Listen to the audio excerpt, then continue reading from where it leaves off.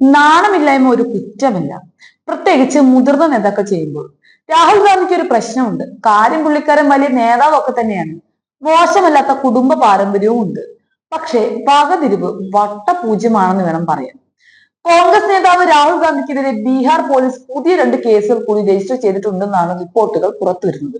നിരോധനാജ്ഞ ലംഘിച്ചു, അനുമതിയില്ലാതെ ഹോസ്റ്റലിൽ രാഷ്ട്രീയ പൊതുയോഗം ചേർന്നു എന്നീ കുറ്റങ്ങൾക്കാണ് കേസ് എടുത്തിരിക്കുന്നത്. പോലീസ് എഫ്ഐആർ രജിസ്റ്റർ ചെയ്തതിന് പിന്നാലെ തന്റെ പേരിലുള്ള കേസുകളെല്ലാം തനിക്ക് ലഭിച്ച മെഡലുകളാണ് എന്നാണ് രാഹുൽ ഗാന്ധി പ്രതികരിച്ചത്. ദർഭംഗയിലെ അംബേദ്കർ കല്യാൺ ഹോസ്റ്റലിൽ അനുമതിയില്ലാതെ പൊതുയോഗം നടത്തിയതിനും നിരോധനാജ്ഞ ലംഘിച്ചതിനും ലോക്സഭാ പ്രതിപക്ഷ നേതാവ് രാഹുൽ ഗാന്ധിക്കും മറ്റ് നിരവധി കോൺഗ്രസ് നേതാക്കൾക്കുമെതിരെ ബീഹാർ പോലീസ് കേസെടുത്തിരിക്കുകയാണ്. CRPC സെക്ഷൻ 163 ലംഘിച്ചതിന് ദർഭംഗ ജില്ലാ ഭരണകൂടം രാഹുൽ ഗാന്ധിക്കെതിരെ എഫ്ഐആർ രജിസ്റ്റർ ചെയ്തിരിക്കുകയാണ്. ഈ സംഭവത്തിൽ 2 കേസുകളാണ് രാഹുൽ ഗാന്ധിക്കെതിരെ എടുത്തിരിക്കുന്നത്.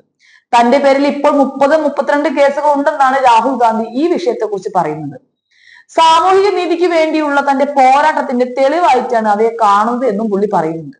തനിക്ക് കിട്ടിയ മെഡലുകളാണ് ഈ കേസുകൾ എന്നും രാഹുൽ ഗാന്ധി അഭിപ്രായപ്പെടുകയുണ്ടായി. എന്നാൽ പോലീസ് അനുമതി നിഷേധിച്ചിട്ടും എന്തിനാണ് ഒരു ഹോസ്റ്റലിൽ രാഷ്ട്രീയ യോഗം നടത്തിയത് എന്നുള്ള ചോദ്യത്തിന് രാഹുൽ ഗാന്ധി ഇനിയും മറുപടി പറഞ്ഞിട്ടില്ല. രാഹുൽ ഗാന്ധിയെ കുറ്റം പറഞ്ഞിട്ടും കാര്യമില്ല. പോലീസ് അറസ്റ്റ് ചെയ്തെന്നും കേസാവുന്നതുമൊക്കെ നാണക്കേടുണ്ടാക്കുന്ന കാര്യമാണെന്ന് തിരിച്ചറിയാനുള്ള സാമാന്യ ബോധമെങ്കിലും ഉണ്ടെങ്കിലല്ലേ നാണം വരേണ്ട കാര്യമുള്ളൂ. അതില്ലാത്തവർക്ക് ഇങ്ങനെ വായി തോന്നിയത് എന്തും പറയാം, ആര് ചോദിക്കാൻ. അതേസമയം അതിർത്തി കടന്നുള്ള ഭീകരതയിൽ ഇന്ത്യയുടെ നിലപാട് അവതരിപ്പിക്കാൻ വിദേശത്തേക്ക് അയക്കേണ്ടവരുടെ പട്ടികയിൽ ശശി തരൂരിനെ കോൺഗ്രസ് ഉൾപ്പെടുത്താത്തതിലും തരൂരിനെ അയക്കാൻ കേന്ദ്ര സർക്കാർ തീരുമാനിച്ചതുമായി വിവാദം കൊഴുക്കുകയാണ്. ഇന്ത്യക്ക് വേണ്ടി സംസാരിക്കുന്ന സ്വന്തം പാർട്ടിക്കാരെ രാഹുൽ ഗാന്ധി വെറുക്കുന്നുവെന്ന് ആരോപിച്ച് BJP വക്താവ് പ്രദീപ് ഭണ്ഡാരി രംഗത്തെത്തുകയുണ്ടായി. വിദേശത്തേക്ക് അയക്കേണ്ട പ്രതിനിധി സംഘത്തിലേക്ക് 4 MP-മാരുടെ പേരുകൾ സമർപ്പിക്കാൻ കോൺഗ്രസിനോട് കേന്ദ്ര സർക്കാർ ആവശ്യപ്പെട്ടിരുന്നു. കോൺഗ്രസ് സമർപ്പിച്ച പേരുകളിൽ തരൂർ ഉണ്ടായിരുന്നില്ല. മുൻ കേന്ദ്ര ക്യാബിനറ്റ് മന്ത്രി ആനന്ദ് ശർമ്മ, ഗൗരവ് ഗൊഗോയ്, ഡോക്ടർ സയ്യിദ് നസീർ ഹുസൈൻ MP, രാജ ബ്രാർ MP എന്നിവരുടെ പേരുകളാണ് കോൺഗ്രസ് നൽകിയത്. എന്നാൽ പ്രതിനിധി സംഘത്തിൽ ശശി തരൂരിനെ കേന്ദ്ര സർക്കാർ ഉൾപ്പെടുത്തുകയും ചെയ്തു. തങ്ങൾ നൽകിയ പട്ടികയിൽ ശശി തരൂർ ഉണ്ടായിരുന്നില്ലെന്ന് ജയറാം രമേശ് തന്നെ ഇന്ന് വ്യക്തമാക്കിയിരുന്നു. കേന്ദ്ര സർക്കാരിന്റെ ക്ഷണം ബഹുമതിയായി കാണുന്നു എന്നാണ് ശശി തരൂർ ഇക്കാര്യത്തിൽ പ്രതികരിച്ചത്.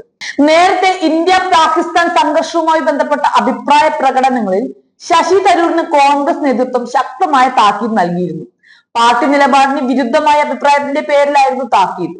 തരൂർ ലക്ഷ്മണ രേഖ കടന്നു എന്ന് പ്രവർത്തക സമിതി യോഗത്തിൽ നേതാക്കൾ അഭിപ്രായപ്പെടുകയും ചെയ്തു.